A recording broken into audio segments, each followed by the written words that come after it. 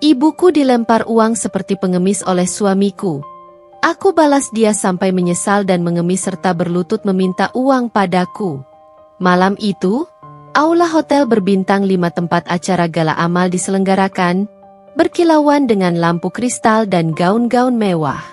Aku, Devi, mengenakan gaun merah menyala yang kurasa cukup mewakili semangatku untuk membantu sesama. Namun, di tengah keramaian dan obrolan para donatur, mataku tak sengaja tertumbuk pada sosok pria yang berdiri di dekat jendela besar, menatap gemerlap lampu kota di bawah sana. Pria itu tinggi, dengan bahu lebar yang tampak gagah dalam balutan tuxedo hitamnya. Rambutnya tertata rapi, dan ada aura percaya diri yang kuat memancar dari dirinya. Ketika ia menoleh, tatapan matanya yang tajam bertemu dengan mataku. Sebuah senyuman tipis terukir di bibirnya, dan entah mengapa, jantungku berdegup lebih kencang dari biasanya. Beberapa saat kemudian, seorang teman memperkenalkan kami. Namanya Tio. Ia adalah seorang pengusaha muda yang sukses di bidang properti, dan malam itu ia juga hadir sebagai salah satu donatur utama. Pembicaraan kami mengalir begitu saja, dari topik acara amal hingga minat dan pandangan kami tentang berbagai hal. Aku terkesan dengan kecerdasannya, caranya menyampaikan pendapat yang lugas, dan ambisinya yang tampak membara. Ia bercerita tentang proyek-proyek propertinya yang sedang berkembang pesat, dengan nada bicara yang penuh keyakinan. Aku, sebagai seorang desainer interior yang juga sedang membangun reputasi, merasa ada resonansi dalam semangat kewirausahaan kami. Yang paling membuatku terkesan adalah bagaimana Tio mendengarkanku. Ketika aku bercerita tentang kecintaanku pada desain, tentang bagaimana aku berusaha menciptakan ruang yang tidak hanya indah tapi juga memiliki jiwa, ia menatapku dengan intens, seolah benar-benar tertarik dengan setiap kata yang kuucapkan. Ia bahkan mengajukan beberapa pertanyaan cerdas yang menunjukkan pemahamannya tentang seni dan estetika. Malam itu, aku merasa seperti bertemu dengan seseorang yang tidak hanya tampan dan sukses, tapi juga memiliki pemikiran yang sejalan denganku. Setelah acara berakhir, Tio menawarkan untuk mengantarku pulang. Di dalam mobil mewahnya, di tengah rintik hujan yang mulai turun, percakapan kami semakin mendalam. Kami berbagi tentang masa kecil kami, tentang keluarga, dan tentang mimpi-mimpi yang ingin kami raih di masa depan. Tio bercerita tentang bagaimana ia membangun bisnisnya dari nol, dengan kerja keras dan dedikasi. Aku kagum dengan kegigihannya. Ia juga memujiku atas karya-karyaku, mengatakan bahwa desainku memiliki sentuhan unik dan berkelas. Pujiannya terasa tulus dan membuatku merasa dihargai. Ada kehangatan yang kurasakan saat bersamanya, sebuah koneksi yang terasa begitu alami dan kuat. Hari-hari setelah pertemuan itu terasa seperti mimpi. Tio tak henti mengirimiku pesan singkat, meneleponku hanya untuk sekadar menanyakan kabarku, atau mengajakku makan malam di restoran-restoran mewah. Setiap kencan kami terasa seperti petualangan romantis. Ia selalu punya cara untuk membuatku merasa istimewa, mulai dari kejutan bunga di meja kerjaku hingga tiket konser band favoritku. Ia tampak begitu sempurna, seolah ia adalah jawaban atas semua doa dan harapanku tentang seorang pendamping hidup. Namun, di sela-sela semua kemewahan dan perhatian itu, aku mulai menyadari beberapa hal yang sedikit mengusikku. Suatu malam, saat kami sedang makan malam di sebuah restoran, seorang pelayan tidak sengaja menumpahkan sedikit anggur di kemeja Tio. Reaksinya saat itu cukup membuatku terkejut. Ia memarahi pelayan itu dengan nada tinggi dan merendahkan, seolah kesalahan kecil itu adalah sebuah kejahatan besar. Aku mencoba menenangkannya, tapi ekspresi wajahnya tetap dingin dan tidak senang. Di lain waktu, saat kami sedang membicarakan tentang teman-teman kuliahku, Tio berkomentar sinis tentang seorang temanku yang bekerja sebagai guru di sebuah sekolah dasar. Kenapa juga dia memilih pekerjaan seperti itu? Gajinya pasti tidak seberapa. Harusnya dia cari pekerjaan yang lebih menjanjikan secara finansial, ujarnya dengan nada meremehkan. Aku merasa tidak nyaman dengan ucapannya. Bagiku, semua pekerjaan memiliki nilai dan kontribusi masing-masing. Saat aku menceritakan hal ini kepada ibuku, beliau mendengarkanku dengan seksama. Devi, ibu tidak bermaksud mencampuri urusanmu. Tapi kamu harus hati-hati. Kekayaan dan kesuksesan itu penting. Tapi yang lebih penting adalah hati dan karakternya. Apakah Tio benar-benar menghargai semua orang, tanpa melihat status atau kekayaan mereka? Kata ibuku dengan nada lembut namun penuh perhatian. Aku mencoba meyakinkan ibuku bahwa mungkin aku hanya terlalu sensitif. Dan Tio sebenarnya adalah orang yang baik. Namun, jauh di lubuk hatiku, aku tidak bisa sepenuhnya menepis kekhawatiran ibuku. Meskipun ada keraguan kecil yang mulai tumbuh, aku tetap terbuai dengan pesona dan perhatian Tio. Ia sangat pandai merayu dan meyakinkanku bahwa aku adalah satu-satunya wanita yang ia cintai.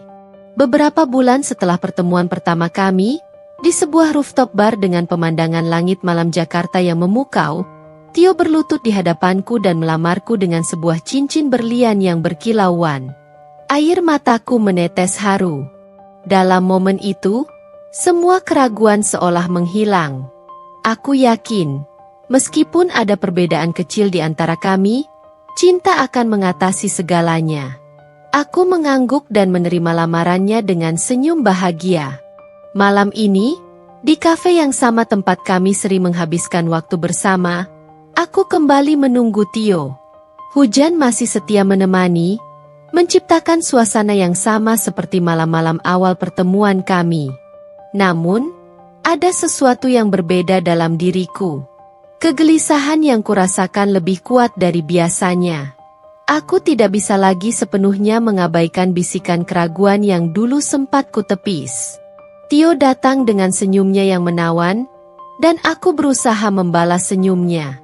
Tapi saat ia mencium keningku, ada jarak yang tak terlihat di antara kami.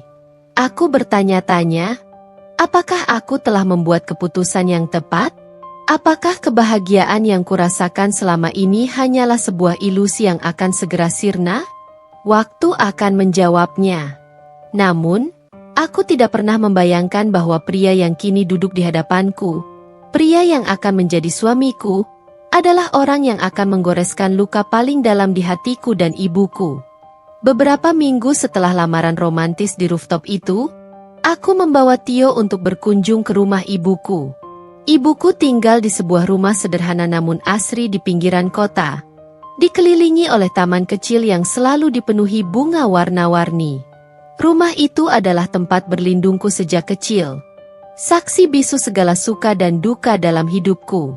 Bagiku, tidak ada tempat yang lebih hangat dan nyaman daripada rumah ibuku. Aku sangat antusias untuk memperkenalkan Tio kepada ibuku. Aku ingin mereka saling menyukai dan merestui hubungan kami sepenuhnya. Ibuku adalah wanita yang sangat penting dalam hidupku. Ia membesarkanku seorang diri setelah ayahku meninggal dunia ketika aku masih kecil.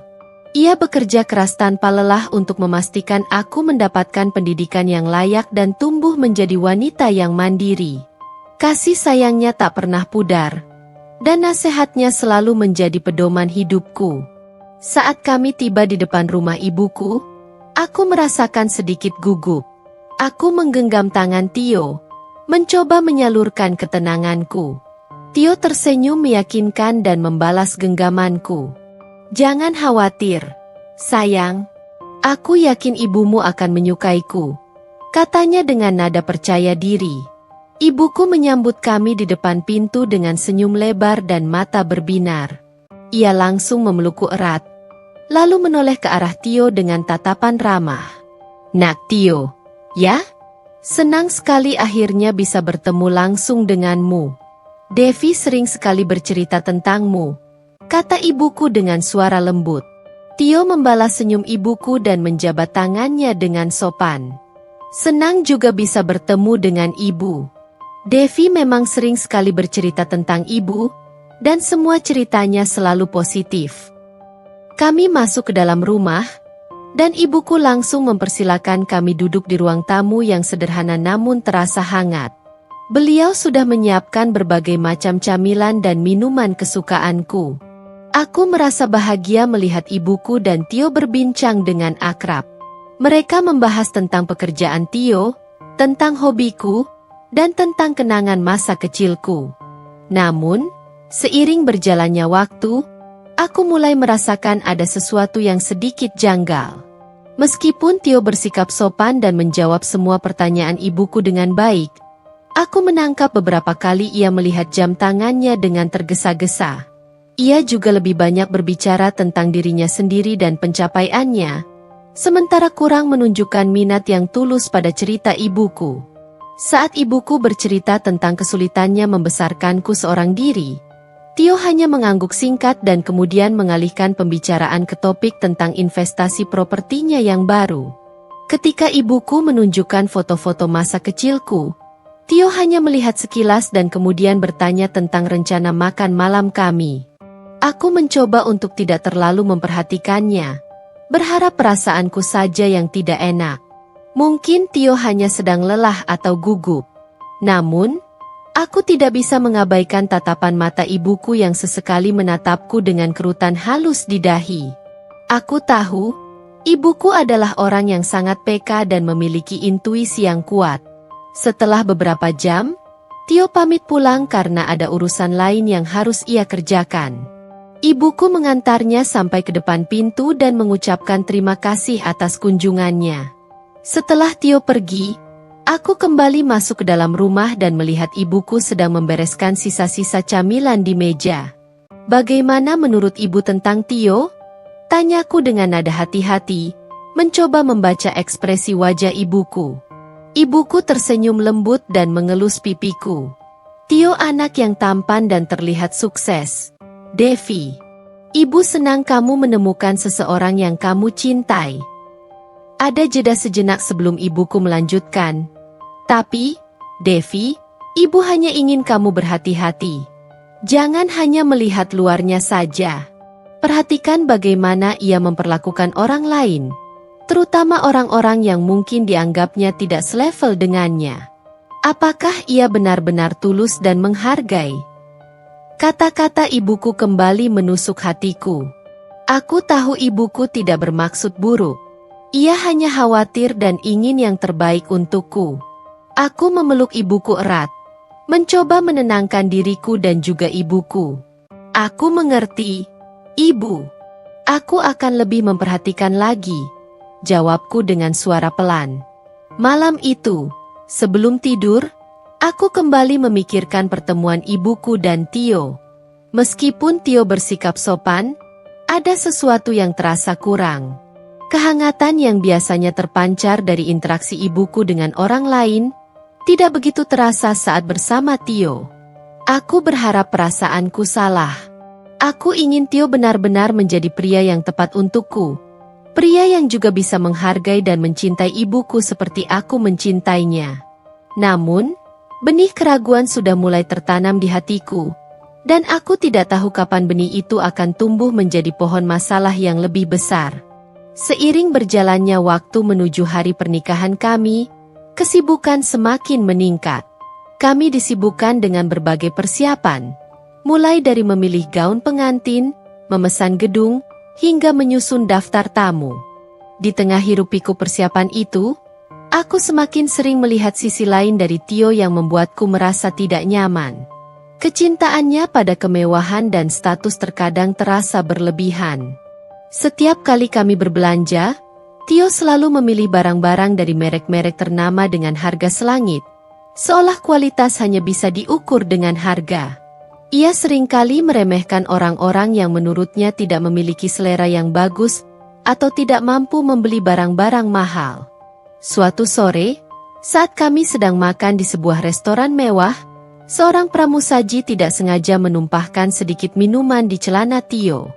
Reaksi Tio saat itu benar-benar membuatku malu. Ia membentak pramusaji itu dengan kata-kata kasar dan merendahkan, bahkan setelah pramusaji itu berkali-kali meminta maaf dengan tulus. Aku berusaha menenangkan Tio dan meminta maaf kepada pramusaji itu atas nama kami berdua. Namun, Tio tetap terlihat marah dan terus mengomel sepanjang makan malam. Orang-orang seperti dia memang tidak becus kerja. Tidak heran kalau hanya jadi pramusaji seumur hidup.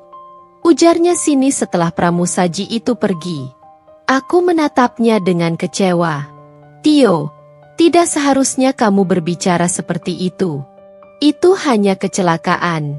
Semua orang bisa melakukan kesalahan. Tio hanya mengangkat bahunya. Ayolah, Devi. Kamu terlalu baik. Orang-orang seperti mereka memang harus sedikit ditegur supaya lebih berhati-hati. Kejadian itu membuatku merenung. Mengapa Tio begitu merendahkan orang lain? Apakah ia benar-benar menghargai manusia hanya berdasarkan status dan kekayaan mereka? Pertanyaan-pertanyaan itu mulai menghantuiku. Di lain waktu, saat kami sedang membahas tentang rencana bulan madu, Tio bersikeras untuk pergi ke sebuah resort eksklusif di Maladewa yang harganya sangat fantastis. Ketika aku mencoba menyarankan destinasi lain yang mungkin lebih terjangkau, ia langsung menolak dengan alasan bahwa kami harus merayakan pernikahan kami di tempat yang berkelas dan sesuai dengan status kami. Devi, kita ini bukan orang biasa. Aku ingin bulan madu kita menjadi pengalaman yang tak terlupakan dan bisa kita pamerkan kepada teman-teman kita. Katanya dengan nada yang membuatku merasa seperti hanya menjadi bagian dari ambisinya untuk menunjukkan status sosial. Aku mencoba berbicara dengan Tio tentang perasaanku. Aku mengatakan bahwa aku merasa tidak nyaman dengan caranya memperlakukan orang lain dan dengan obsesinya terhadap status. Namun, Tio selalu meremehkan kekhawatiranku. Kamu terlalu sensitif, Devi. Aku hanya realistis.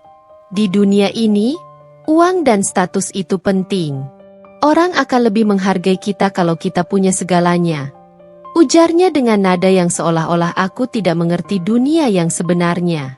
Setiap kali aku mencoba menyampaikan pendapatku yang berbeda, Tio selalu berusaha mendominasi percakapan dan membuatku merasa bersalah karena tidak sependapat dengannya. Aku mulai merasa seperti hidup dalam sangkar emas. Di luar, semuanya tampak mewah dan sempurna, tapi di dalamnya, aku merasa semakin terasing dan tidak dihargai sebagai individu dengan pemikiran dan perasaan yang berbeda. Meskipun hari pernikahan kami semakin dekat, dan semua persiapan sudah hampir selesai, hatiku semakin dipenuhi dengan keraguan. Apakah aku benar-benar mengenal pria ini? Apakah pria yang kukenal di acara amal dulu adalah orang yang sama dengan pria yang kini sering bersikap merendahkan dan egois di hadapanku? Bisikan keraguan itu semakin keras. Namun aku berusaha mengabaikannya. Aku sudah terlalu jauh melangkah. Undangan sudah disebar, gedung sudah dipesan, dan semua orang sudah tahu tentang pernikahan kami. Aku takut untuk mengakui bahwa mungkin aku telah membuat kesalahan besar.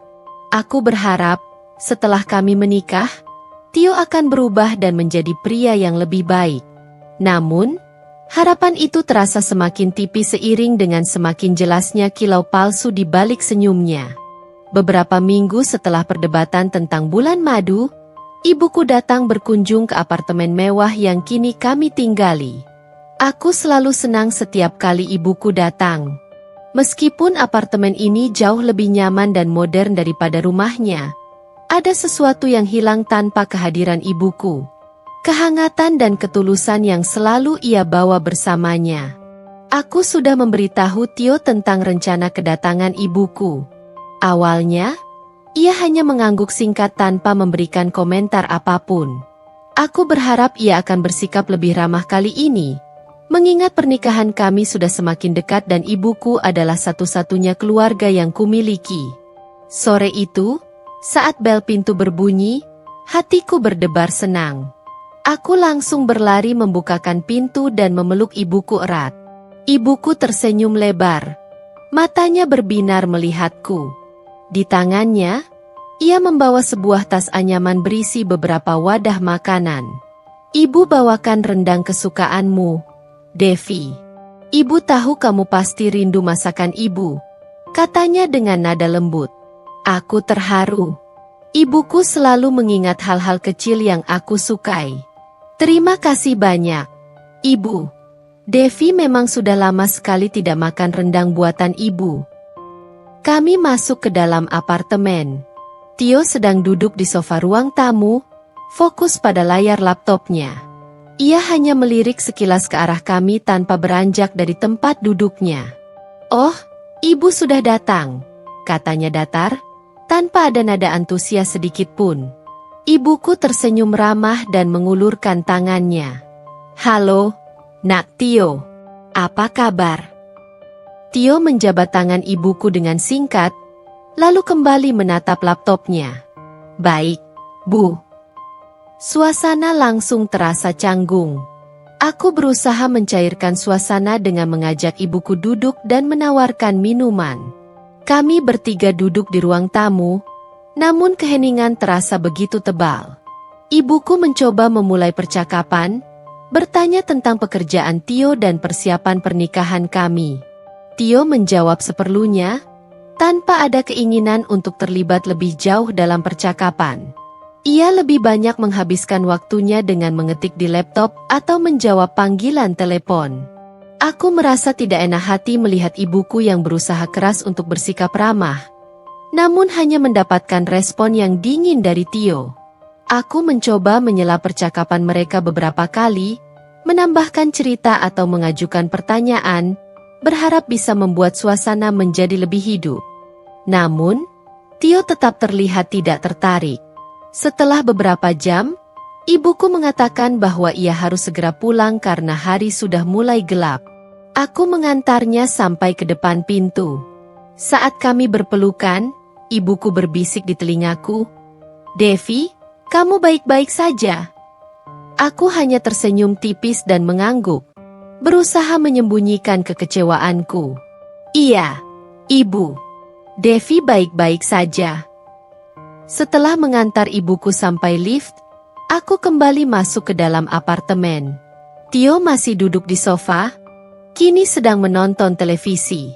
Aku menghampirinya dengan perasaan campur aduk antara marah dan sedih. "Tio, kenapa kamu bersikap seperti itu kepada ibuku?" Tanyaku dengan suara pelan namun tegas. Tio menoleh ke arahku dengan tatapan acuh tak acuh. "Bersikap seperti apa? Aku hanya sedang sibuk." "Sibuk? Kamu bahkan tidak menyapanya dengan benar. Kamu juga tidak tertarik dengan apa yang ia bicarakan. Dia ibuku, Tio. Seharusnya kamu menghormatinya." Tio mendengus sinis. "Menghormati? Untuk apa?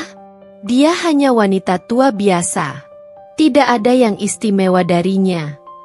Kata-kata Tio bagaikan tamparan keras di wajahku. Aku tidak percaya ia bisa mengatakan hal seperti itu tentang ibuku. "Cukup, Tio," seruku dengan suara meninggi. "Ibu adalah orang yang paling berharga dalam hidupku. Aku tidak akan membiarkanmu menghinanya."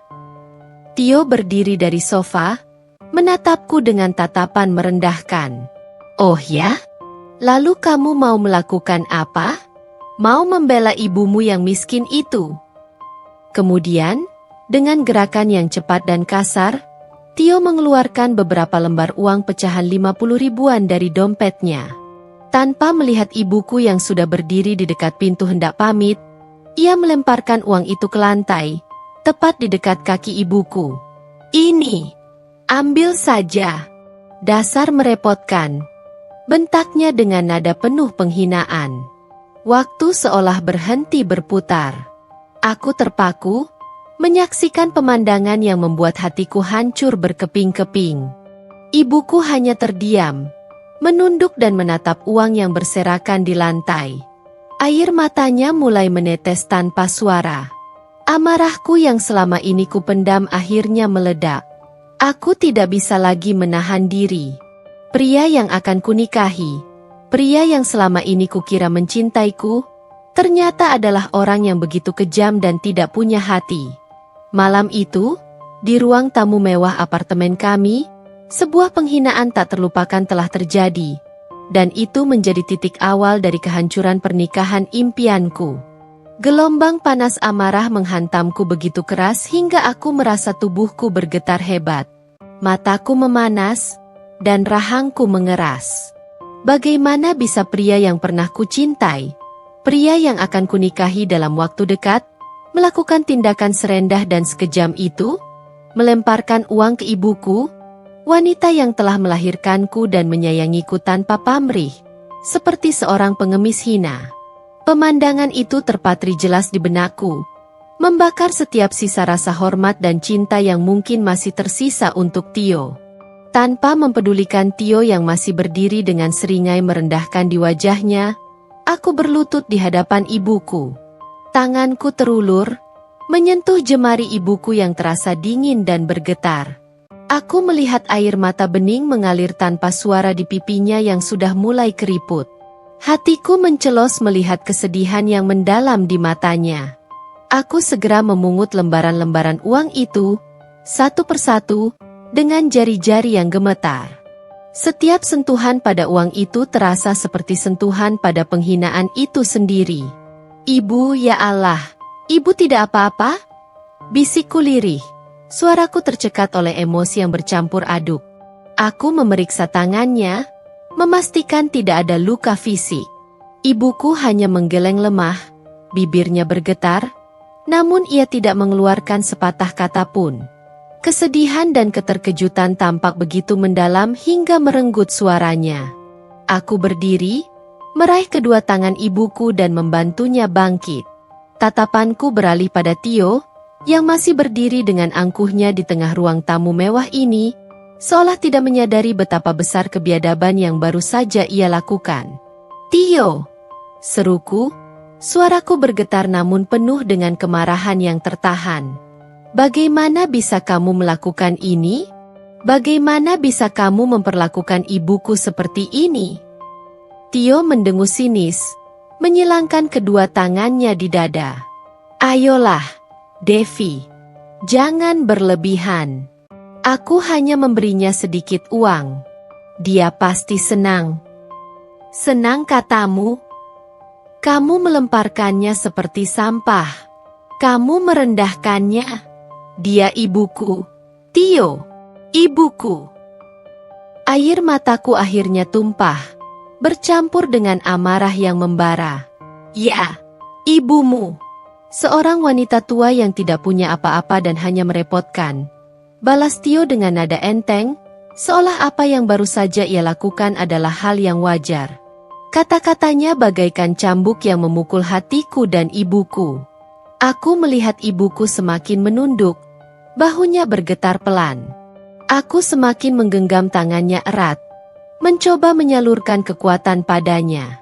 "Cukup, Tio.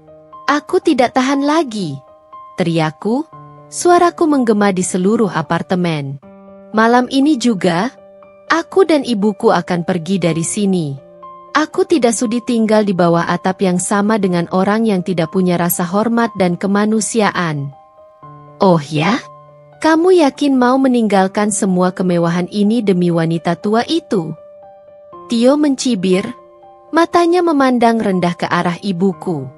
"Wanita tua ini adalah segalanya bagiku. Dia adalah ibuku.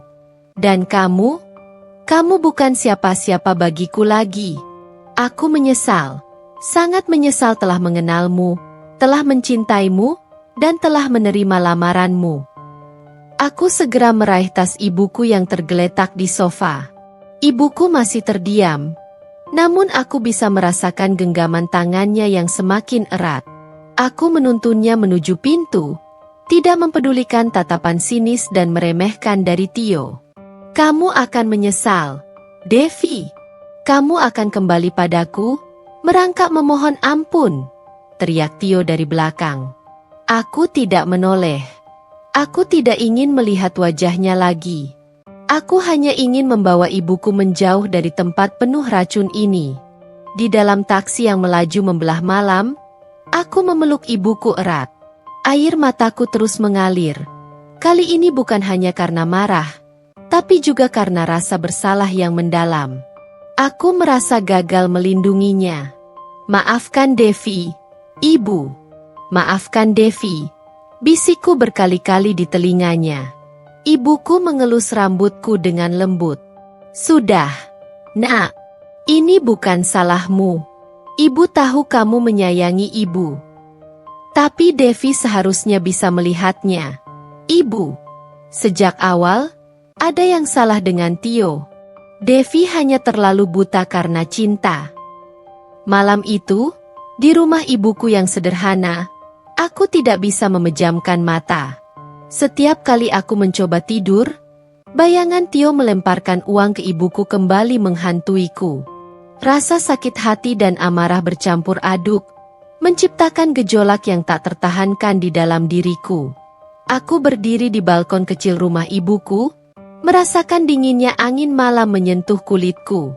Mataku menatap langit yang bertaburan bintang, mencari ketenangan yang tak kunjung datang. Di leherku, liontin perak pemberian ibuku terasa dingin di kulitku. Aku menggenggamnya erat, seolah mencari kekuatan dari benda itu. Dalam kesunyian malam, sebuah janji mengkristal di dalam hatiku. Tio telah menghina ibuku, merendahkannya di depan mataku. Ia telah menyakiti wanita yang paling kucintai di dunia ini. Aku tidak akan pernah memaafkannya. Aku akan membalas perbuatannya. Aku akan membuatnya menyesal seumur hidupnya. Aku akan membuatnya merasakan bagaimana rasanya direndahkan, tidak berdaya, dan mengemis belas kasihan. Janji itu bukan lagi sekadar emosi sesaat. Janji itu telah menjadi sumpah yang akan membimbing setiap langkahku ke depan. Aku akan memastikan Tio membayar mahal atas penghinaannya. Hari-hari setelah malam memilukan itu terasa seperti kabut kelabu yang menyelimuti segalanya. Aku dan ibuku kembali tinggal bersama di rumah sederhananya. Apartemen mewah yang dulu kurasa sebagai simbol kebahagiaan kini terasa seperti penjara yang menyimpan kenangan pahit. Setiap sudutnya mengingatkanku pada Tio, pada senyum palsunya, dan pada penghinaan yang ia lontarkan kepada ibuku. Amarah masih membara dalam diriku, namun kini bercampur dengan kesedihan dan rasa bersalah yang mendalam. Aku merasa bersalah karena telah mengabaikan firasat ibuku sejak awal, karena telah dibutakan oleh pesona Tio dan menganggap remeh sikap-sikap kasarnya. Setiap kali aku melihat mata ibuku yang masih menyimpan jejak kesedihan, hatiku terasa seperti diremas. Ibuku, seperti biasa, berusaha untuk tegar. Ia tidak banyak bicara tentang kejadian itu. Namun aku tahu jauh di lubuk hatinya, ia sangat terluka.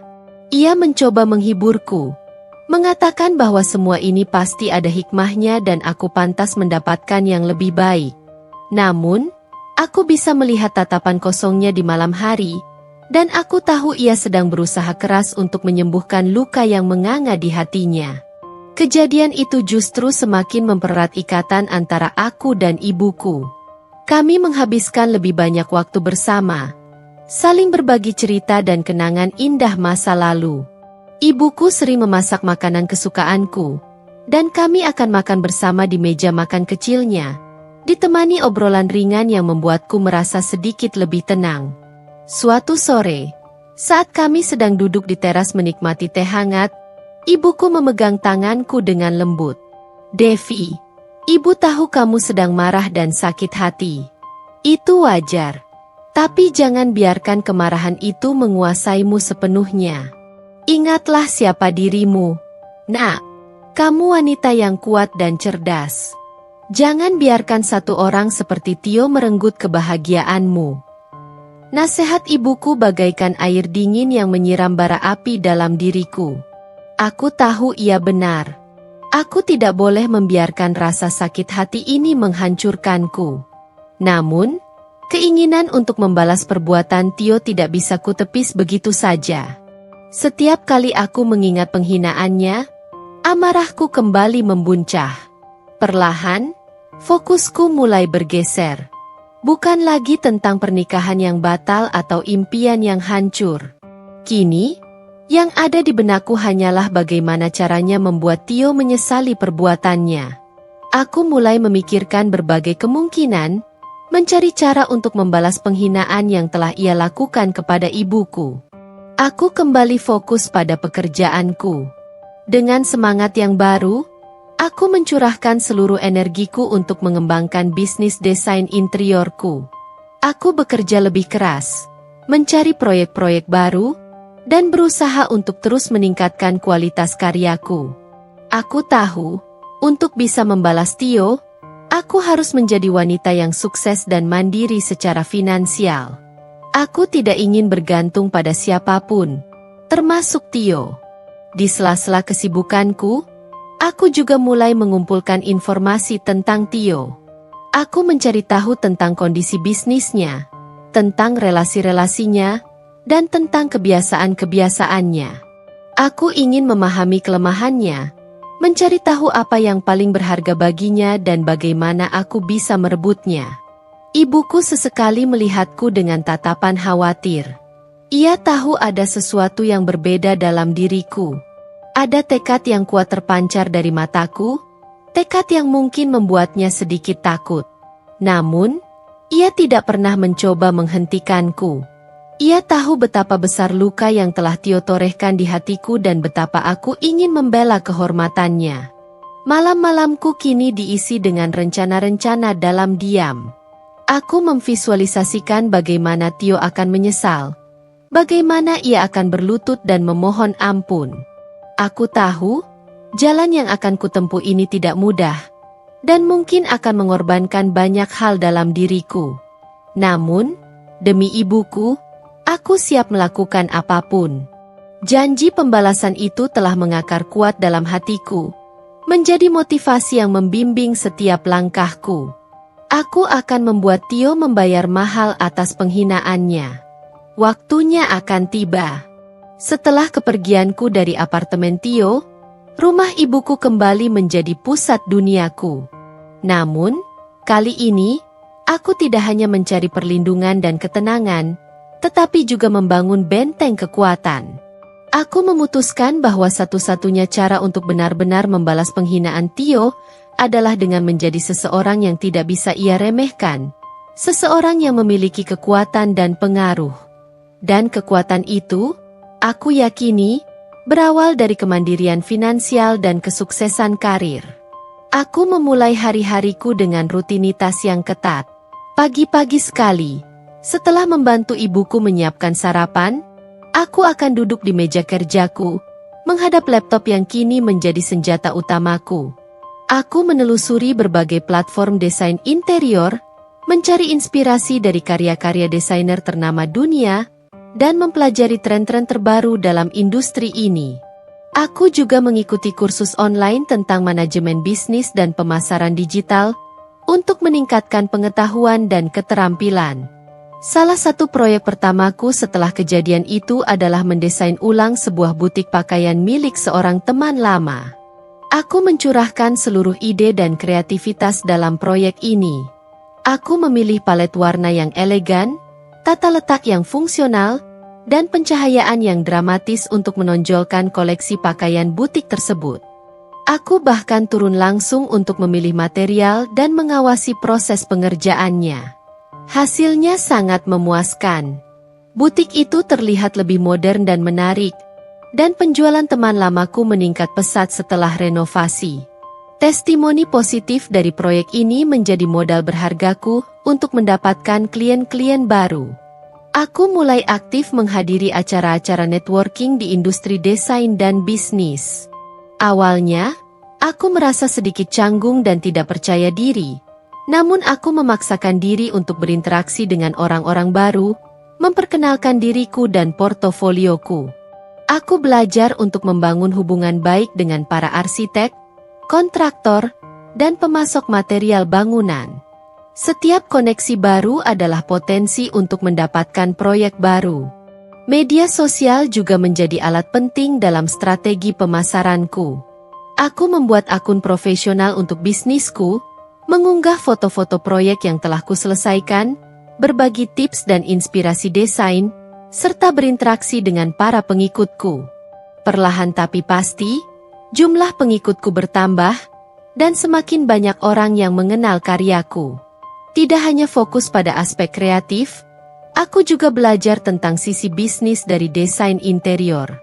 Aku membaca buku-buku tentang keuangan, mengikuti seminar tentang investasi, dan bahkan berkonsultasi dengan seorang penasihat keuangan untuk mengelola penghasilanku dengan lebih baik. Aku sadar bahwa untuk mencapai kebebasan finansial, aku perlu memiliki pemahaman yang kuat tentang bagaimana uang bekerja. Di sela-sela kesibukanku membangun bisnis, aku tidak pernah melupakan Tio. Aku secara diam-diam mencari informasi tentang keadaannya. Aku menghubungi beberapa teman yang masih berhubungan dengannya dengan alasan ingin tahu kabarnya secara umum. Dari percakapan santai itu, aku berhasil mengumpulkan beberapa informasi penting. Bisnis propertinya dikabarkan sedang mengalami masa sulit. Beberapa proyeknya mengalami penundaan, dan ia dikabarkan memiliki masalah dengan beberapa investor. Aku juga mendengar bahwa gaya hidup mewahnya tidak berubah, meskipun kondisi keuangannya sedang tidak stabil. Setiap informasi yang kudapatkan semakin memantapkan rencanaku. Aku tahu, kesombongan dan obsesinya pada status akan menjadi kelemahannya. Aku ingat suatu sore, saat aku sedang mengerjakan sebuah desain untuk apartemen mewah seorang klien baru, ibuku menghampiriku dengan secangkir teh hangat. Ia duduk di sampingku dan mengamati coretan-coretan desainku. "Kamu bekerja keras sekali, Devi," katanya lembut. Aku tersenyum lelah. "Devi harus sukses, Ibu." Devi ingin membuktikan pada Tio bahwa ia salah meremehkan kita. Ibuku menghela napas pelan. "Ibu mengerti, Nak. Tapi jangan sampai kamu kehilangan dirimu sendiri dalam proses ini. Jangan biarkan dendam membutakan hatimu." Aku menggenggam tangan ibuku. "Devi tidak akan, Ibu. Devi hanya ingin keadilan untuk Ibu. Devi ingin ia merasakan apa yang ibu rasakan malam itu." Waktu terus berjalan. Bulan berganti tahun. Bisnis desain interiorku semakin berkembang pesat. Aku berhasil mendapatkan proyek-proyek besar, termasuk mendesain beberapa kantor dan hotel butik. Namaku mulai dikenal di industri ini, dan aku sering diundang sebagai pembicara di berbagai seminar dan konferensi desain.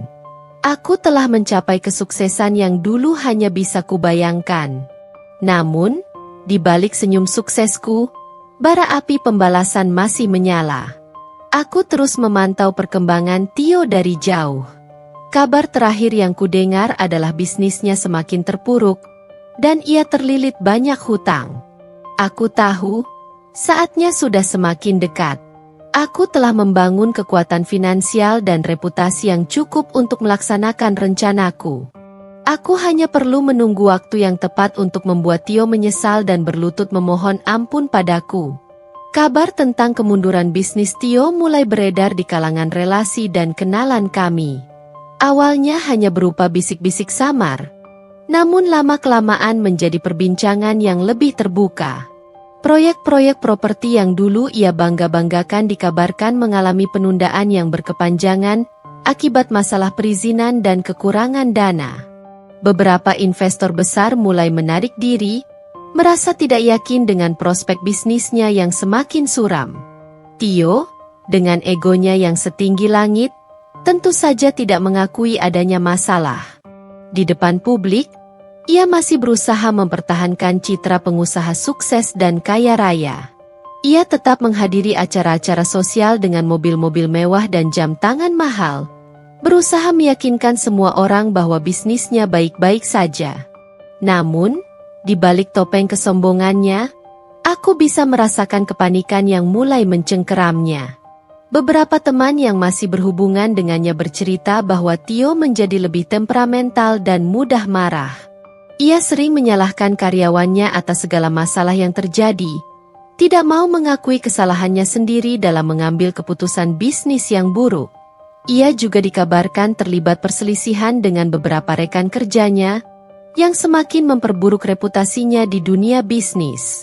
Salah satu kesalahan terbesar Tio adalah terlalu percaya diri dan gegabah dalam melakukan investasi. Ia mengambil pinjaman dalam jumlah besar untuk mendanai proyek-proyek baru tanpa melakukan analisis risiko yang memadai. Ketika pasar properti mulai mengalami sedikit penurunan, bisnisnya langsung goyah. Ia kesulitan membayar cicilan hutang dan semakin terperosok dalam masalah keuangan.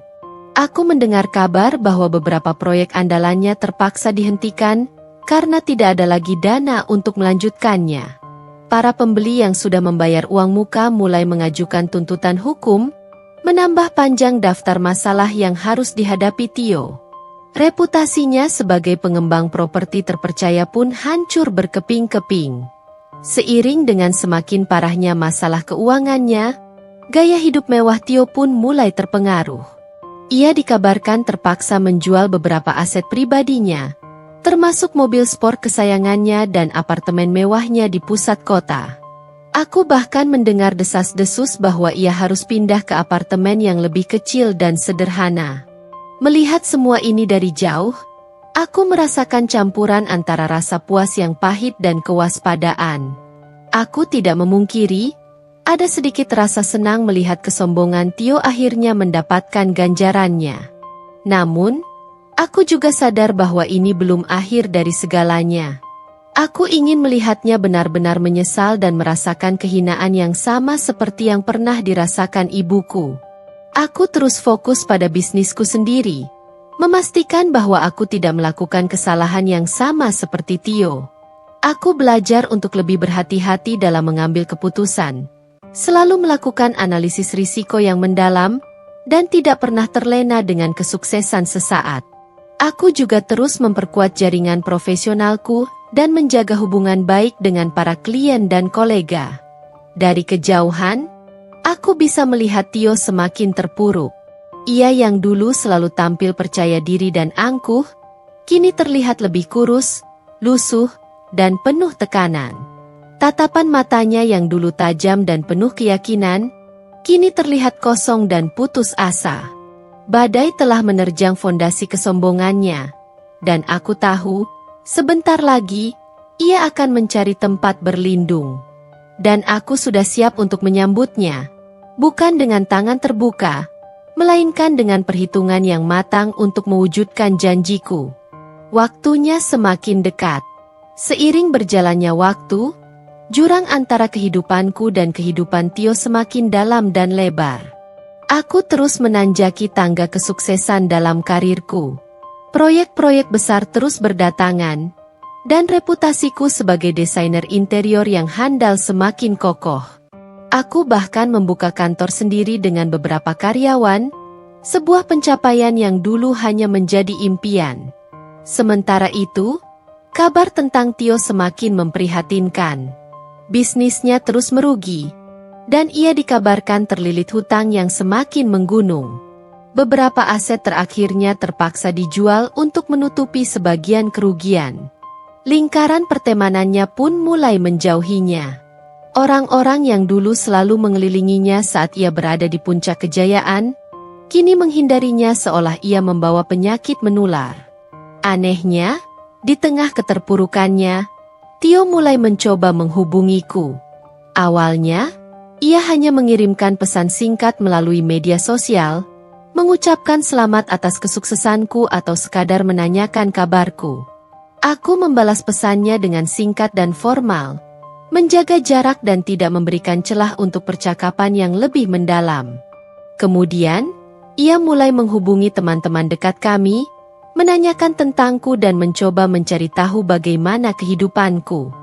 Beberapa teman bahkan menyampaikan padaku bahwa Tio terlihat sangat menyesal dan seringkali membicarakan tentang masa lalu kami. Aku hanya mendengarkan tanpa memberikan komentar apapun.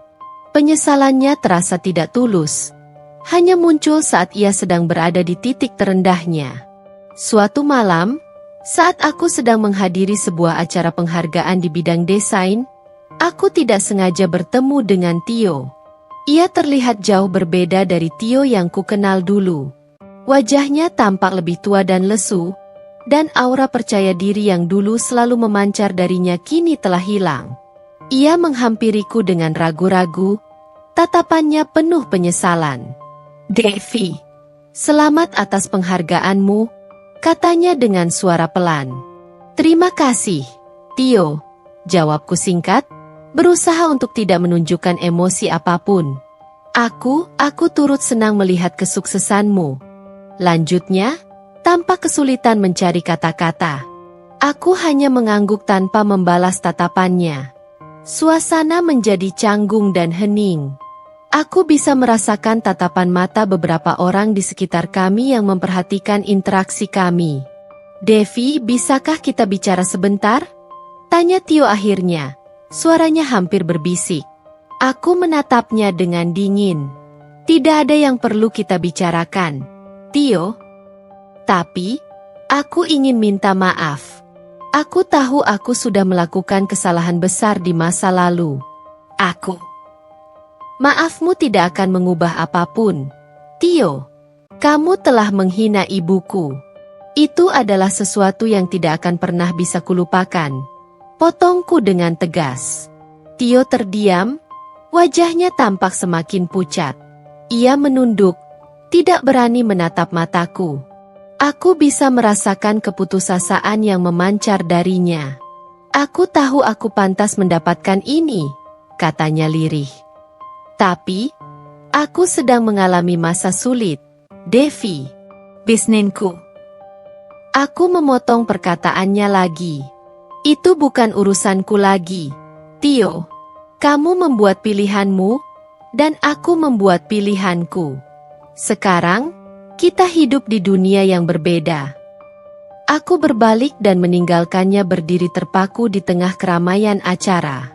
Aku bisa merasakan tatapannya mengikuti punggungku, namun aku tidak peduli. Rasa sakit hati dan amarah yang dulu kurasakan kini telah berubah menjadi tekad yang membaja. Aku tidak akan pernah melupakan penghinaannya kepada ibuku, dan aku akan memastikan ia membayar semua perbuatannya. Meskipun ada sedikit rasa kasihan melihat kejatuhannya, hatiku tetap dingin. Ia tidak pernah menunjukkan belas kasihan kepada ibuku. Jadi mengapa aku harus berbelas kasihan padanya? Aku tahu, sebentar lagi, ia akan datang kepadaku dengan lebih dari sekadar permintaan maaf. Bayangan keputusasaan sudah mulai menghantuinya, dan aku yakin, ia akan segera mencari pertolongan padaku, satu-satunya orang yang dulu pernah ia remehkan. Dan saat itulah, rencanaku yang sebenarnya akan dimulai. Hari demi hari, kabar tentang kemerosotan Tio semakin santer terdengar. Tidak lagi hanya sekadar bisikan, kini berita tentang kesulitan keuangannya menjadi bahan perbincangan terbuka di kalangan kenalan kami. Beberapa orang yang dulu dekat dengannya mulai bercerita tentang betapa parahnya situasi yang sedang ia hadapi. Aku mendengar bahwa apartemen yang dulu ia bangga-banggakan telah disita oleh bank karena gagal membayar cicilan. Ia terpaksa pindah ke sebuah kontrakan kecil dan kumuh di pinggiran kota, jauh dari kemewahan yang dulu selalu mengelilinginya. Mobil mewahnya pun sudah lama menghilang dari jalanan, digantikan oleh transportasi umum yang mungkin terasa asing baginya. Keterpurukan finansial Tio juga berdampak pada kehidupan sosialnya. Teman-teman yang dulu selalu menemaninya dalam pesta dan acara-acara glamor kini menghindarinya. Mereka tidak lagi mengangkat teleponnya atau membalas pesannya. Ia ditinggalkan sendirian dalam kesepian dan keputusasaan. Aku mendengar cerita dari seorang teman yang sempat bertemu dengannya di sebuah acara sederhana. Tio terlihat sangat berbeda. Penampilannya tidak terawat, matanya sayu, dan aura kesombongan yang dulu selalu memancar darinya telah benar-benar padam. Ia terlihat seperti bayangan dari dirinya yang dulu. Tio dikabarkan telah mencoba mencari bantuan dari berbagai pihak. Ia meminjam uang dari beberapa teman dan kenalan, namun jumlahnya tidak seberapa dan hanya mampu menunda kejatuhannya sesaat. Ia juga mencoba mengajukan pinjaman ke bank, namun riwayat keuangannya yang buruk membuatnya ditolak mentah-mentah. Bahkan, aku mendengar ia sempat menghubungi beberapa anggota keluarganya yang cukup berada, namun mereka pun enggan membantunya, Mungkin karena reputasinya yang buruk atau karena mereka sudah muak dengan sikap arogannya selama ini. Kabar tentang kesulitan Tio ini sampai kepadaku melalui berbagai media sosial. Beberapa teman yang masih peduli padaku bercerita dengan nada prihatin. Meskipun aku berusaha untuk tidak menunjukkan emosi apapun, jauh di lubuk hatiku, aku merasakan sedikit rasa puas yang bercampur dengan kewaspadaan. Aku tahu, Tio semakin terdesak, dan orang yang sedang terdesak akan melakukan apa saja, termasuk mencari pertolongan pada orang yang dulu pernah ia hina. Aku terus menjalankan bisnisku dengan fokus dan kerja keras. Kesuksesanku semakin bersinar, dan aku semakin dikenal sebagai desainer interior yang handal dan terpercaya. Aku sengaja mempublikasikan setiap pencapaianku melalui media sosial dan media massa.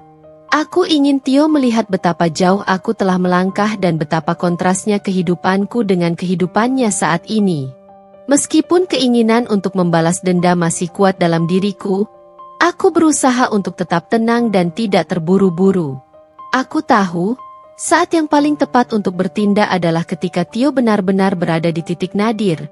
Ketika ia tidak punya pilihan lain selain datang kepadaku dengan rasa malu dan penyesalan yang mendalam. Aku merasakan bahwa saat itu sudah semakin dekat. Bayangan keputusasaan semakin merayap dalam kehidupan Tio, dan pintu-pintu harapan baginya semakin sempit. Aku hanya perlu sedikit bersabar lagi. Sebentar lagi, ia akan datang mengemis padaku, dan saat itulah, aku akan membuat ia membayar semua penghinaannya kepada ibuku. Aku sudah menyiapkan panggung untuk klimaks dari drama ini, dan aku akan menikmati setiap momennya. Kabar buruk tentang Tio datang seperti badai yang menghantam tanpa ampun. Sebuah gugatan besar dari para investor yang merasa ditipu dalam proyek-proyeknya akhirnya mencapai puncaknya. Pengadilan memutuskan Tio bersalah dan memerintahkannya untuk membayar ganti rugi dalam jumlah yang sangat fantastis, jumlah yang jelas tidak mungkin lagi ia penuhi. Berita tentang putusan pengadilan itu langsung menjadi headline di berbagai media bisnis. Nama Tio, yang dulu dikenal sebagai pengusaha muda yang sukses, kini identik dengan penipuan dan kegagalan. Reputasinya benar-benar hancur. Para rekan bisnis yang dulu menjilatnya kini berbalik mencemooh dan menjauhinya. Tidak lama setelah putusan pengadilan itu, pihak bank kembali bertindak. Rumah kontrakan yang ditinggali Tio beserta sisa perabotan yang masih dimilikinya disita untuk menutupi sebagian hutangnya. Ia benar-benar kehilangan tempat tinggal. Aku mendengar kabar dari seorang mantan karyawan Tio bahwa ia terpaksa tidur di mobilnya selama beberapa malam sebelum akhirnya menumpang di rumah seorang teman lama yang iba. Namun, itu pun tidak berlangsung lama karena Tio, yang tidak bisa melepaskan kebiasaan buruknya, kembali bersikap arogan dan tidak tahu terima kasih. Kondisi keuangan Tio benar-benar mencapai titik nadir. Kartu kreditnya sudah lama diblokir. Dan ia tidak punya uang sepeser pun untuk membeli makanan atau kebutuhan sehari-hari. Ia mencoba mencari pekerjaan. Namun dengan reputasinya yang hancur, tidak ada perusahaan yang mau menerimanya. Bahkan, pekerjaan kasar pun sulit ia dapatkan karena ia tidak memiliki pengalaman dan keahlian di bidang tersebut. Kehidupan sosial Tio benar-benar hancur. Teleponnya jarang berdering, dan jika pun ada, itu hanyalah panggilan dari para penagih hutang yang terus menerornya. Ia tidak lagi memiliki teman yang bisa diandalkan. Orang-orang yang dulu selalu tertawa bersamanya dalam kemewahan kini menghilang tanpa jejak. Ia benar-benar sendirian. Dalam kesunyian dan keputusasaan, mungkin untuk pertama kalinya dalam hidupnya, Tio mulai merenungi kesalahannya. Ia mungkin mulai menyadari bahwa kesombongan dan kerakusannya telah membawanya ke jurang kehancuran ini. Ia mungkin juga mulai mengingat bagaimana ia telah memperlakukan orang lain dengan buruk, termasuk ibuku dan aku. Namun, penyesalan itu datang terlambat. Konsekuensi dari perbuatannya kini harus ia tanggung sendiri. Aku mendengar kabar bahwa Tio terlihat semakin kurus dan tidak terawat. Ia sering terlihat berjalan kaki tanpa tujuan di sekitar kota. Tatapannya kosong dan penuh keputusasaan. Ia seperti orang yang kehilangan arah dan tidak tahu harus berbuat apa lagi. Akhirnya, setelah semua pintu tertutup, setelah semua orang meninggalkannya, Tio mencapai titik di mana ia tidak punya pilihan lain. Dalam benaknya yang kalut, hanya ada satu nama yang terlintas. Satu-satunya orang yang mungkin masih bisa membantunya, meskipun ia tahu betapa besar rasa sakit hati yang telah ia torehkan. Orang itu adalah aku, Devi. Dan dengan sisa harga diri yang nyaris tak tersisa, Tio memutuskan untuk mencari keberadaanku, dengan harapan sekecil apapun untuk mendapatkan belas kasihan. Kejatuhan sang raja properti telah sempurna, dan kini, ia siap untuk mengemis di hadapanku. Beberapa minggu berlalu setelah kabar terakhir tentang kejatuhan Tio. Aku tidak menyangka ia akan menghubungiku secara langsung. Aku sedang berada di kantor, memeriksa beberapa sampel material untuk proyek baru, ketika resepsionis memberitahuku ada tamu yang ingin bertemu, seorang pria bernama Tio. Awalnya, aku mengira itu adalah kesalahan. Kenapa Tio mencariku? Setelah semua yang terjadi, aku tidak pernah menyangka akan melihat wajahnya lagi. Namun, resepsionis itu meyakinkanku bahwa pria itu sangat bersikeras ingin bertemu dan terlihat sangat putus asa. Dengan sedikit keraguan, aku mengizinkannya masuk. Saat pintu ruanganku terbuka, aku hampir tidak mengenali sosok yang berdiri di ambang pintu. Pria di hadapanku terlihat jauh lebih kurus, dengan wajah tirus dan mata cekung yang menunjukkan kurang tidur dan tekanan berat. Pakaiannya kusut dan tidak terawat, sangat kontras dengan penampilannya yang selalu parlente dulu. Ini bukan lagi Tio, sang raja properti yang kukenal. Ini hanyalah seorang pria yang kalah dan putus asa. Tio berjalan masuk dengan langkah gontai, tatapannya tertunduk. Ia terlihat sangat malu dan tidak berani menatap mataku. Devi, panggilnya lirih. Suaranya serak dan hampir tidak terdengar. Aku hanya menatapnya tanpa ekspresi, menunggu apa yang akan ia katakan. Aku tahu aku tidak punya hak untuk datang ke sini, setelah semua yang kulakukan padamu dan ibumu. Lanjutnya, masih menunduk. Tapi, aku tidak tahu harus pergi kemana lagi. Aku tetap diam, membiarkannya melanjutkan. Aku benar-benar bangkrut, Devi. Semuanya sudah hilang. Rumah, mobil, bisnis semuanya. Katanya dengan nada putus asa. Aku bahkan tidak punya uang untuk makan. Aku bisa merasakan sedikit rasa kasihan melihat keadaannya yang begitu menyedihkan. Namun ingatan tentang bagaimana ia memperlakukan ibuku dengan kejam dengan cepat mengalahkan rasa iba itu. Lalu, apa hubungannya denganku, Tio? Tanyaku dingin. Tio akhirnya mengangkat wajahnya. Matanya merah dan berkaca-kaca. Aku mohon bantuanmu, Devi. Hanya kamu satu-satunya orang yang mungkin masih bisa menolongku. Aku tertawa sinis. Menolongmu? Setelah semua yang kamu lakukan?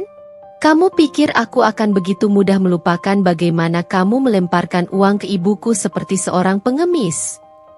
Wajah Tio semakin pucat mendengar perkataanku. Ia menunduk lagi, air mata mulai menetes di pipinya. Aku tahu aku salah, Devi. Aku sangat menyesal. Aku sudah menyakiti kalian berdua. Aku pantas mendapatkan semua ini, katanya terisak. Tapi, aku benar-benar tidak tahu harus berbuat apa lagi.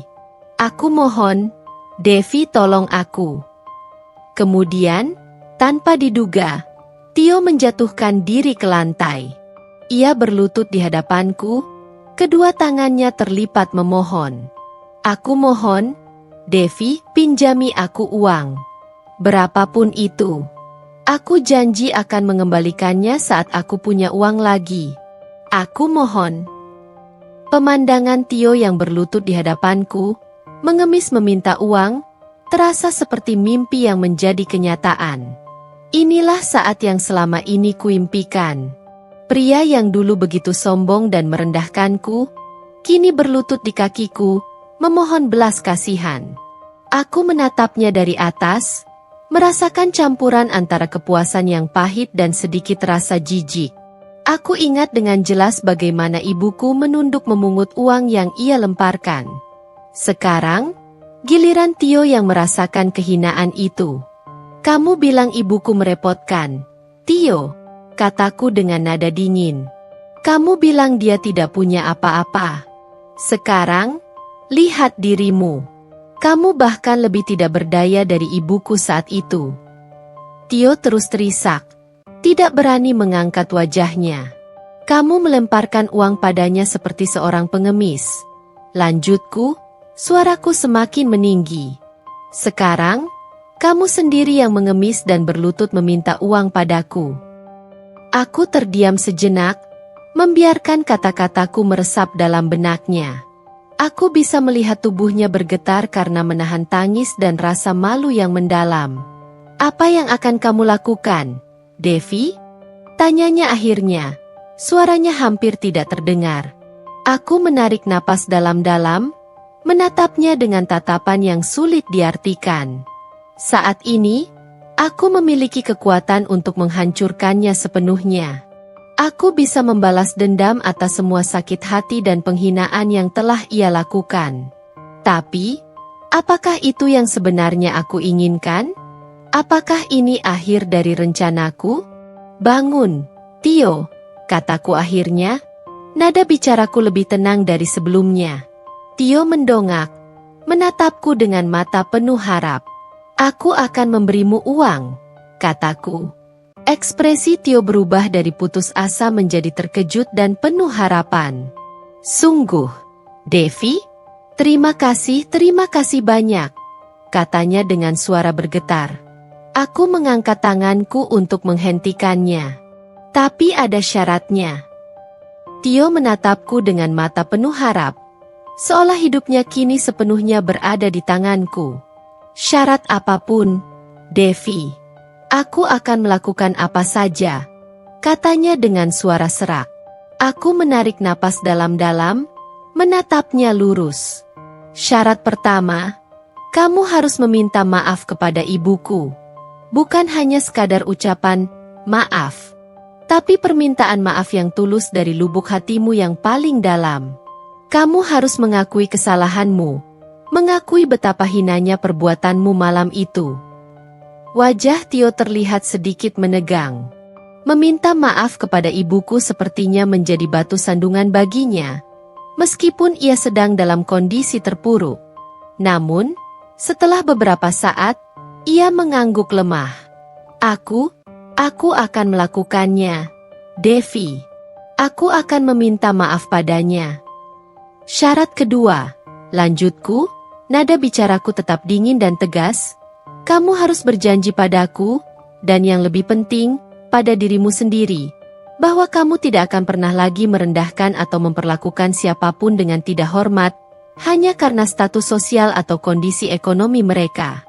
Kamu harus belajar menghargai setiap manusia. Tio kembali mengangguk. Kali ini lebih mantap. Aku janji, Devi. Aku sudah belajar banyak dari semua ini. Aku mengerti betapa salahnya aku selama ini. Syarat ketiga, kataku, menatapnya dengan intens. Uang yang akan kuberikan ini bukan pinjaman. Ini adalah bantuan. Aku tidak ingin kamu merasa berhutang budi padaku.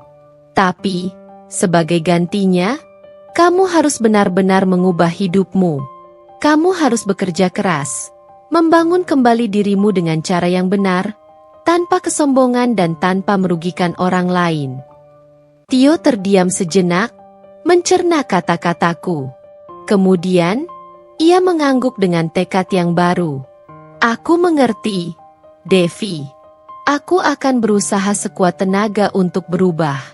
Aku ingin menjadi orang yang lebih baik. Aku bisa melihat sedikit ketulusan di matanya, meskipun aku masih belum sepenuhnya yakin. Namun, Aku memutuskan untuk memberinya kesempatan. Bukan untuknya, tapi untuk diriku sendiri dan untuk ibuku. Aku ingin melihatnya benar-benar menyesali perbuatannya dan berusaha untuk menebus dosanya. Baiklah, kataku akhirnya. Aku akan memberimu sejumlah uang untuk kamu bisa memulai kembali. Tapi ingat, ini adalah kesempatan terakhirmu. Jika kamu mengulang kesalahan yang sama, jangan pernah berharap aku akan membantumu lagi. Tio menunduk dalam-dalam, air matanya kembali menetes. Terima kasih, Devi. Terima kasih banyak. Aku tidak tahu bagaimana membalas kebaikanmu. Jangan berterima kasih padaku, balasku dingin. Berterima kasihlah pada ibuku, yang meskipun telah kamu hina, masih memiliki hati yang begitu besar hingga membesarku menjadi orang yang tidak sekejam kamu. Aku berdiri dan berjalan menuju meja kerjaku. Aku membuka laci dan mengambil sebuah amplop tebal berisi sejumlah uang tunai. Aku kembali menghampiri Tio yang masih berlutut di lantai. Ini, kataku sambil menyerahkan amplop itu padanya. Gunakan uang ini dengan bijak. Dan jangan pernah lupakan pelajaran yang telah kamu dapatkan. Tio menerima amplop itu dengan tangan gemetar. Ia membuka isinya dan melihat tumpukan uang di dalamnya. Air matanya semakin deras mengalir. Aku tidak akan melupakan ini, Devi. Aku janji, katanya dengan suara tercekat. Aku menghela napas panjang. Sekarang, pergilah. Dan jangan pernah lagi memperlakukan ibuku dengan tidak hormat. Tio mengangguk cepat, lalu perlahan berdiri. Ia menatapku sekali lagi. Tatapan matanya kali ini dipenuhi dengan rasa terima kasih dan penyesalan. Terima kasih, Devi. Semoga kamu selalu bahagia, ucapnya sebelum akhirnya berbalik dan berjalan keluar dari ruanganku, meninggalkan aku sendiri dengan perasaan campur aduk. Aku merasa lega karena akhirnya bisa melihat Tio berlutut dan mengemis padaku, sesuai dengan janjiku. Namun, ada juga sedikit rasa hampa. Pembalasanku telah tercapai. Tapi luka di hatiku dan hati ibuku tidak akan sembuh begitu saja. Aku tahu, perjalanan untuk benar-benar memaafkan dan melupakan masih panjang. Tapi setidaknya, aku telah melakukan apa yang harus kulakukan untuk membela kehormatan ibuku. Dan itu sudah cukup untuk saat ini. Beberapa hari setelah pertemuan di kantorku, aku mendapat kabar dari ibuku bahwa Tio datang menemuinya. Aku tidak menyangka ia akan benar-benar melakukannya. Dan sejujurnya, aku merasa sedikit khawatir. Aku tidak tahu bagaimana ibuku akan bereaksi, dan apakah Tio akan bersikap tulus. Ibuku bercerita bahwa sore itu, saat ia sedang menyiram tanaman di teras belakang rumah, ia melihat seorang pria berdiri ragu-ragu di depan pagar. Pria itu terlihat kurus dan tidak terawat. Namun ibuku mengenali wajahnya. Itu Tio. Awalnya, ibuku merasa terkejut dan sedikit takut. Ia tidak tahu apa yang diinginkan Tio setelah semua yang terjadi. Namun, ia mempersilakannya masuk dan duduk di teras. Menurut cerita ibuku, Tio terlihat sangat gugup dan tidak berani menatap matanya. Ia terus menunduk dan memainkan jari-jarinya. Ibuku menunggu dengan sabar, membiarkannya mengumpulkan keberanian untuk berbicara. Akhirnya, dengan suara pelan dan serak, Tio mulai berbicara. Ia meminta maaf kepada ibuku atas semua perbuatannya di masa lalu, terutama atas kejadian malam di apartemen. Ia mengakui betapa hinanya tindakannya dan betapa besar rasa sakit yang pasti telah ia timbulkan. Saya sangat menyesal, Bu, kata Tio, menurut cerita ibuku. Saya tahu kata maaf tidak akan pernah cukup untuk menebus kesalahan saya. Saya telah memperlakukan ibu dengan sangat tidak hormat, dan saya sangat malu dengan perbuatan saya. Ibuku mendengarkannya dengan seksama, tanpa menyela. Ia memperhatikan setiap kata yang keluar dari mulut Tio, mencoba merasakan ketulusan dalam ucapannya. Tio melanjutkan, "Saya telah kehilangan segalanya, Bu. Bisnis saya hancur, harta saya habis, dan saya ditinggalkan oleh semua orang. Saya baru menyadari betapa bodoh dan sombongnya saya selama ini. Saya baru mengerti betapa berharganya ibu bagi Devi, dan betapa besar cinta Devi kepada ibu." Air mata Tio mulai menetes saat ia berbicara. Ia terlihat benar-benar menyesal dan putus asa. "Devi telah memberi saya kesempatan kedua, Bu," lanjutnya. "Ia memberi saya uang untuk memulai kembali, tapi dengan satu syarat. Saya harus meminta maaf kepada ibu dengan tulus. Saya datang ke sini hari ini untuk memenuhi syarat itu. Saya benar-benar minta maaf, Bu.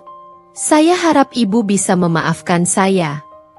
Ibuku terdiam sejenak, menatap Tio dengan tatapan yang sulit kuartikan. "Aku tahu ibuku adalah wanita yang baik hati dan pemaaf. Tapi luka yang ditinggalkan Tio pasti sangat dalam." Akhirnya, ibuku menghela napas pelan dan berkata dengan suara lembut, "Nak Tio, ibu sudah memaafkanmu sejak lama. Ibu tahu kamu sedang dalam kesulitan, dan ibu berharap kamu bisa belajar dari semua ini. Uang dan kekayaan itu tidak kekal, Nak. Yang paling penting dalam hidup ini adalah hati yang baik dan rasa hormat kepada sesama." Tio mendongak, menatap ibuku dengan mata terkejut dan penuh haru. "Sungguh, Bu? Ibu memaafkan saya?" Ibuku tersenyum tipis. "Iya, Nak. Tapi jangan sia-siakan kesempatan yang sudah kamu dapatkan. Berusahalah untuk menjadi orang yang lebih baik, bukan hanya demi Devi, tapi juga demi dirimu sendiri." Tio menunduk dalam-dalam, menyeka air matanya. "Terima kasih banyak, Bu. Saya tidak akan pernah melupakan kebaikan ibu." Ibuku kemudian menawarkan Tio secangkir teh dan mereka berbincang sebentar. Ibuku memberikan beberapa nasihat kepada Tio tentang bagaimana cara memulai kembali hidupnya dan pentingnya untuk selalu bersyukur dalam segala kondisi. Setelah beberapa saat, Tio pamit pulang. Ibuku mengantarnya sampai ke depan pagar. Sebelum pergi, Tio kembali menoleh ke arah ibuku dan mengucapkan terima kasih sekali lagi. Saat ibuku menceritakan kejadian itu padaku, aku merasa lega. Aku senang ibuku bisa memaafkan Tio. Meskipun aku sendiri masih belum yakin apakah aku bisa melakukan hal yang sama. Namun, aku tahu ini adalah langkah awal yang baik. Setidaknya, Tio telah memenuhi salah satu syarat yang kubuat. Sekarang, tinggal melihat apakah ia benar-benar akan berubah dan belajar dari kesalahannya. Setelah pertemuan Tio dengan ibuku, aku mendengar beberapa kabar tentangnya dari teman-teman yang masih mengenalnya. Mereka mengatakan Tio terlihat lebih tenang dan tidak lagi sombong seperti dulu. Ia dikabarkan sedang berusaha mencari pekerjaan serabutan untuk bisa bertahan hidup. Beberapa kali mereka melihatnya bekerja di sebuah bengkel kecil, membantu membersihkan dan merapikan alat-alat. Aku juga mendengar bahwa Tio sempat menemui beberapa mantan rekan bisnisnya untuk meminta maaf atas sikap buruknya di masa lalu. Meskipun tidak semua orang menerima permintaannya dengan baik, setidaknya ia menunjukkan itikat untuk memperbaiki hubungannya dengan orang lain. Ibuku juga beberapa kali bercerita tentang pertemuannya dengan Tio. Ia mengatakan Tio sering datang ke rumahnya, bukan untuk meminta uang, melainkan hanya untuk sekadar mengobrol dan membantu ibuku di kebun. Ibuku melihat ada perubahan yang signifikan dalam diri Tio. Ia terlihat lebih rendah hati, lebih menghargai orang lain, dan lebih bertanggung jawab. Melihat perubahan dalam diri Tio, perlahan-lahan hatiku mulai melunak. Kemarahan dan dendam yang dulu membara kini mulai meredup. Aku tidak memungkiri, ada rasa puas melihatnya merasakan akibat dari perbuatannya. Namun, melihatnya berusaha keras untuk berubah dan menebus kesalahannya, aku tidak bisa lagi memendam kebencian yang sama seperti dulu. Aku mulai merenungkan perjalananku selama ini. Awalnya, aku hanya ingin membalas dendam. membuat Tio merasakan apa yang telah ia lakukan pada ibuku. Aku bekerja keras, membangun kesuksesan, dan menunggu saat yang tepat untuk menjatuhkannya. Dan aku berhasil. Aku melihatnya berlutut dan mengemis di hadapanku. Namun, setelah semua itu terjadi, aku merasa ada sesuatu yang hilang. Kemenangan ini terasa hampa. Dendam tidak membawa kedamaian yang kuinginkan. Justru, aku merasa lelah dan terkadang bersalah karena telah membiarkan amarah menguasai hidupku begitu lama. Melihat Tio berusaha untuk berubah, aku mulai berpikir tentang arti sebenarnya dari keadilan dan pengampunan. Apakah membalas dendam adalah satu-satunya cara untuk mendapatkan keadilan? Atau bisakah kita menemukan kedamaian dengan memaafkan dan melepaskan masa lalu? Ibuku, dengan kebijaksanaannya, pernah berkata padaku, "Devi, memaafkan itu bukan berarti melupakan apa yang telah terjadi. Tapi itu berarti melepaskan beban di hatimu. Dendam hanya akan merusak dirimu sendiri." Kata-kata ibuku itu terus terngiang di benakku. Aku mulai menyadari bahwa memaafkan Tio bukan berarti aku membenarkan perbuatannya, tapi lebih kepada membebaskan diriku dari belenggu masa lalu. Aku belum bisa sepenuhnya melupakan penghinaan yang telah ia lakukan pada ibuku, dan mungkin aku tidak akan pernah bisa. Namun, melihat usahanya untuk berubah, aku memutuskan untuk memberikan kesempatan kedua padanya, bukan sebagai seorang kekasih, tapi sebagai sesama manusia. Suatu sore, saat aku sedang berkunjung ke rumah ibuku, Tio juga ada di sana. Ia sedang membantu ibuku memperbaiki atap teras yang bocor. Ketika ia melihatku datang, ia terlihat sedikit terkejut dan gugup. "Halo, Devi," sapanya dengan nada canggung. "Halo, Tio," jawabku singkat. Kami bertiga duduk bersama di teras, menikmati teh hangat dan obrolan ringan. Tidak ada lagi ketegangan atau permusuhan di antara kami. Aku melihat Tio berbicara dengan sopan dan menghargai ibuku. Aku juga melihat ibuku tersenyum tulus saat berbicara dengannya. Saat Tio pamit pulang, aku mengantarnya sampai ke depan pagar. "Terima kasih, Devi," katanya sebelum pergi. "Terima kasih karena telah memberiku kesempatan kedua." Aku hanya mengangguk tanpa menjawab. Aku tahu, perjalanan Tio masih panjang. Ia harus membuktikan bahwa perubahannya ini benar-benar tulus dan permanen. Namun, melihat langkah awalnya, aku merasa ada harapan untuknya. Begitu juga denganku. Aku merasa beban di hatiku sedikit berkurang. Aku telah mendapatkan apa yang kuinginkan. Melihat Tio menyesal dan berlutut di hadapanku. Tapi yang lebih penting, aku mulai belajar tentang arti sebenarnya dari pengampunan dan melepaskan. Aku siap untuk membuka lembaran baru dalam hidupku, tanpa bayang-bayang dendam dan amarah. Masa depan masih terbentang luas di hadapanku, dan aku yakin, aku bisa meraih kebahagiaan yang sesungguhnya.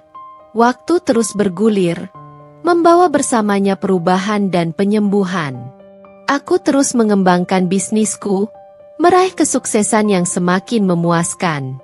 Namun, di balik pencapaian materi, ada kedamaian batin yang kini lebih kurasakan. Perjalanan penuh amarah dan keinginan untuk membalas dendam telah membawaku pada sebuah pemahaman yang lebih dalam tentang diriku dan tentang arti hidup yang sesungguhnya. Tio terus berusaha memperbaiki dirinya. Aku mendengar dari ibuku bahwa ia kini bekerja di sebuah yayasan sosial, membantu orang-orang yang kurang beruntung. Ia menemukan makna baru dalam hidupnya dengan memberikan kontribusi positif kepada masyarakat. Ia tidak lagi mengejar kemewahan dan status, melainkan fokus pada hal-hal yang lebih berarti. Hubunganku dengan Tio tidak kembali seperti dulu. Luka yang pernah ada terlalu dalam untuk dipulihkan sepenuhnya. Namun, kami berhasil membangun sebuah hubungan yang didasari oleh rasa saling menghormati dan pengertian. Sesekali, kami bertemu untuk sekadar minum kopi dan berbagi cerita tentang kehidupan kami masing-masing. Aku melihat penyesalan yang tulus di matanya, dan aku percaya bahwa ia benar-benar telah berubah menjadi orang yang lebih baik. Ibuku, seperti biasa, menjadi pilar kekuatanku. Ia selalu memberikan nasihat yang bijak dan membimbingku untuk melihat sisi baik dari setiap kejadian. Ia mengajarkanku bahwa memaafkan bukan berarti melupakan, tetapi lebih kepada melepaskan beban di hati dan memilih untuk maju. Kisah ini telah mengajarkanku banyak hal. Aku belajar bahwa amarah dan dendam memang bisa memberikan kepuasan sesaat, namun pada akhirnya hanya akan merusak diri sendiri. Keadilan memang penting, dan terkadang kita perlu memperjuangkannya. Namun, keadilan sejati tidak selalu harus diwujudkan melalui pembalasan. Aku juga belajar tentang kekuatan pengampunan. Memaafkan tidaklah mudah, terutama ketika kita telah disakiti dengan sangat dalam. Namun, dengan memaafkan, kita membebaskan diri kita sendiri dari belenggu masa lalu dan membuka ruang untuk kedamaian dan kebahagiaan di masa depan. Melihat kembali ke belakang, aku tidak menyesali keputusanku untuk membalas perbuatan Tio. Itu adalah sesuatu yang perlu kulakukan untuk membela kehormatan ibuku dan untuk menemukan kembali harga diriku. Namun, aku bersyukur karena pada akhirnya aku memilih untuk melepaskan dendam dan memilih jalan pengampunan. Kini, aku menjalani hidupku dengan lebih tenang dan bahagia. Bisnisku terus berkembang, dan aku dikelilingi oleh orang-orang yang menyayangiku. Aku belajar untuk lebih menghargai hal-hal sederhana dalam hidup dan untuk selalu bersyukur atas apa yang kumiliki. Senja di ufuk barat selalu mengingatkanku pada perjalanan hidupku yang penuh liku. Ada kalanya gelap dan penuh badai, namun selalu ada harapan akan datangnya pagi yang baru. Aku telah melewati masa-masa sulit itu, dan kini aku berdiri lebih kuat dan lebih bijaksana. Pelajaran yang kudapatkan akan selalu kuingat, dan aku berharap kisahku ini bisa menjadi inspirasi bagi orang lain yang mungkin sedang mengalami hal serupa. Bahwa sekeras apapun badai menerpa, selalu ada jalan untuk bangkit dan menemukan kedamaian. Dan terkadang, kekuatan terbesar justru terletak pada kemampuan kita untuk memaafkan dan melepaskan.